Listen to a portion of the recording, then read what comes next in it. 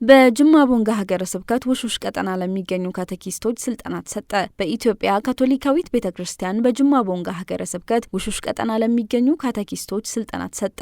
ቅዱስ ቁርባን በካቶሊክ ቤተክርስቲያን ዋና ማዕዘን በመሆኑ ምእመናኑ ለቅዱስ ቁርባን መስጠት ስላለባቸው ትልቅ ክብር ትንታኔ ተሰጥቷል። ክርስቲያኖችን ከሚፈታተኑ ስሜቶች መካከል ጥልና ንዴት የሚያስከትለውን ጥፋትና ኃጢአት በምን መልኩ ማስወገድ አለብን የሚለው ሀሳብ የስልጠናው ርዕሰ ጉዳይ ነበር።